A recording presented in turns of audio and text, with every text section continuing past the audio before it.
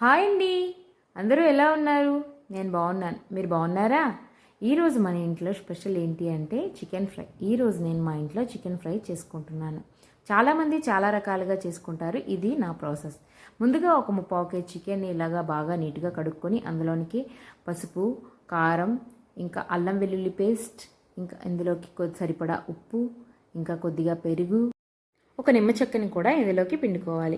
ఇలా పిండుకున్న తర్వాత మనం ఇందులోకి కొద్దిగా ధనియాల పొడి, ఇంకా కొద్దిగా గరం మసాలాను కూడా యాడ్ చేసుకోవాలి. ఇలా మొత్తం అన్ని కలిసి వేసుకున్నాక మనం ఇందులోకి ఒక 3 పచ్చిమిరపకాయలు, ఒక పెద్ద ఉల్లిపాయ, ఇంకా కొద్దిగా కరివేపాకు, కొద్దిగా కొత్తిమీరను కూడా వేసుకొని ఇలా బాగా ముక్కలకి మనం పెట్టే మసాలాలు, ఉల్లిపాయలు ఈ ఫ్లేవర్ అంతా బయటకు వచ్చేలాగా కొద్దిగా అన్ని ముక్కలకి బాగా పట్టించేలాగా బాగా కలుపుకొని పక్కన పెట్టుకోవాలి. ఇందులోనే కొద్దిగా ఆయిల్ కూడా వేసుకొని ఆయిల్ కూడా ముక్కలు మసాలాకి అంతా బాగా పట్టేలాగా ఇంకోసారి కలుపుకొని దీన్ని మూత పెట్టుకొని ఫ్రిడ్జ్లో ఒక 1.5 అవర్ పాటు దీన్ని మనం మూత పెట్టేసి ఫ్రిడ్జ్లో పెట్టేద్దాం.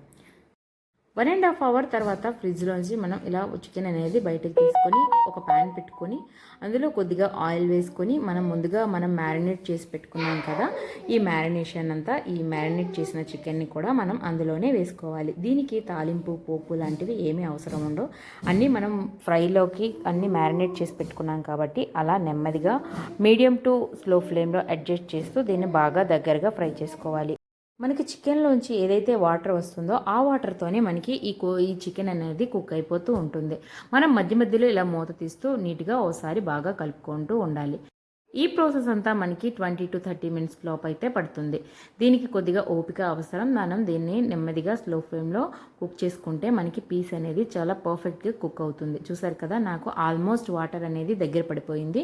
ఇప్పుడు కర్రీ అనేది ఫ్రైకి దగ్గరలో ఉందన్నమాట. ఇలాంటప్పుడు మనం మధ్య మధ్యలో తీస్తూ ఇంకోసారి బాగా కలుపుకొని పెట్టుకోవాలి. చూసారు కదా, మనకి ఫైనల్లీ అడుగంటుతూ ఉంటుంది. అలాంటప్పుడు మనం కొద్దిగా నెమ్మదిగా కలుపుకుంటూ ఉండాలి. ఫైనల్గా మనకి ఫ్రై అయితే రెడీ అయిపోయింది. దీన్ని మనం కొత్తిమీర పైన వేసుకుని చల్లారిన తర్వాత సర్వ్ చేసుకుంటే చాలా టేస్టీగా ఉంటుంది. నేను చికెన్ ఫ్రై ఎప్పుడు చేసినా కూడా చాలా పర్ఫెక్ట్గా కుదిరిపోతుంది. నేను చేసే అన్ని వంటకాలు